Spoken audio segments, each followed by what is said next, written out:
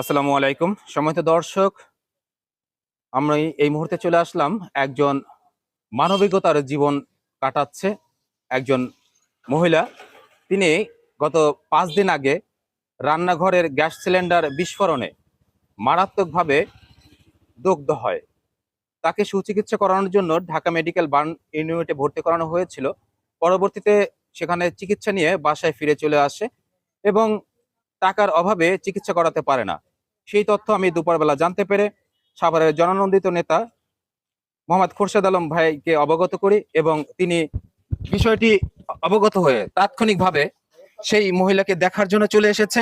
এই মুহূর্তে আমরা আছি ঘটনাস্থলে এবং খোরশেদ ভাই তিনি সেই মহিলাকে দেখার জন্য এসেছেন যে আসলে কি পরিস্থিতি আছে এবং তার কি প্রয়োজন আমরা জানতে পারবো। সাথে থাকুন, দেখতে থাকুন যে সেই মহিলা কি পরিস্থিতিতে আছে এবং খোরশেদ ভাই তিনি এই মহিলার সুচিকিৎসার জন্য কি ব্যবস্থা নেন আমরা সেটাই দেখতে পারবো।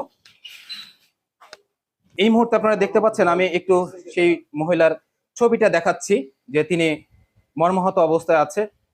আগুনে তার পেটের নিচের সম্পূর্ণ অংশটাই পুড়ে গেছে। আমি এক ঝলকে একটু দেখানোর চেষ্টা করলাম, আপনারা দেখতে পেলেন। এই পরিবারটি আসলে খুবই দরিদ্র পরিবার। তো আমরা চাই যে এই পরিবারের পাশে কেউ না কেউ আল্লাহর উসিলা হয়ে আসুক। তো সেখানে খোরশেদ ভাই তথ্য পাওয়ার সাথে সাথে তিনি ছুটে এসেছেন এবং এই মহিলার বিষয়ে তিনি কি পদক্ষেপ নিতে চাচ্ছেন এই বিষয়ে একটু জানবো। আসসালামু আলাইকুম ভাই। ভাই, আপনি তথ্য পাওয়ার সাথে সাথে ছুটে চলে এসেছেন, আলহামদুলিল্লাহ আপনার কাছে চিরকৃতজ্ঞ। তো এই মহিলা আসলে খুবই দরিদ্র, চিকিৎসা টাকার অভাবে করাতে পারছে না। তো আপনি এই মহিলার চিকিৎসার জন্য, যেহেতু আগুনে পুড়ে গেছে, তার কি ধরনের চিকিৎসা নেওয়া উচিত কিংবা কি পদক্ষেপ নেওয়া উচিত একটু বলবেন। আমি আপনাদের কি শুনলাম, শুনে 10 মিনিটের মধ্যে আবার চলে আসছি এখানে। অ্যাক্সিডেন্ট হয়েছে কবে? মঙ্গলবার। হাসপাতালে নেওয়া হয়েছিল ওনারে? নিয়ে আসছি কেন? উনি আসলে হাসপাতালে থাকতে চাচ্ছেন না, মানে এই আগুনে পুরা রোগী পরিপূর্ণ সুস্থ হওয়ার আগ পর্যন্ত হাসপাতালে থাকতে হবে। ঠিক আছে, আমি একটা আর্থিক সহযোগিতা দিয়ে যাই, আপনারা এরে আবার ঢাকাতে যে বাণী আছে সেখানে ভর্তি করেন। তার পরিপূর্ণ চিকিৎসা শেষ হওয়া পর্যন্ত, সুস্থ হওয়া পর্যন্ত তার রাখতে হবে ওইখানে। ঠিক আছে? গার্জেন কি আছে? আপনি কি হন? তোমার ওয়াইফ?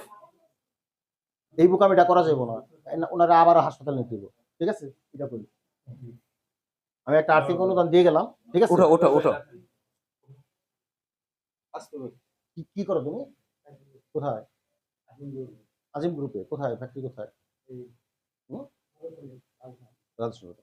ঠিক আছে, আমি আর্থিক অনুদান দিয়ে গেলাম। পারলে রাত্রে, না হলে কালকে সকালে আবার বাণী নিয়ে যেতে হবে। ঠিক আছে, ঢাকা মেডিকেলে চিকিৎসা পরিপূর্ণভাবে করাও। আর ওইখানে তো চিকিৎসা করতে কোনো টাকা লাগে না, নেওয়ার জন্য যাবতীয় যা খরচ যায় আমি দিয়ে গেছি।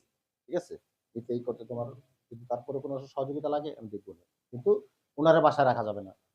ঠিক আছে, ওনারে আজকে রাত্রে না পারলেও কালকে সকালে আবার হাসপাতালে ভর্তি করবো। ঠিক আছে। সময়ত দর্শক, এভাবেই মানবতা ছড়িয়ে পড়ুক সাভার সহ সারা বাংলাদেশে, প্রতিটি মানুষের হৃদয়ে, প্রতিটি মানুষের মাঝে। খোরশেদ আলম ভাইয়ের জন্য দোয়া রইল, সবাই দোয়া করবেন, আল্লাহ তাআলা ওনার নেক আশার জন্য পূর্ণ করেন এবং যিনি অসুস্থ আল্লাহ তাআলা তাকে যেন দ্রুত সুস্থতা দান করেন। খুব তাড়াতাড়ি সুস্থ হয়ে আবার নিজের কর্মে ফিরে যায়। ঠিক আছে, ভালো থাকবেন সবাই।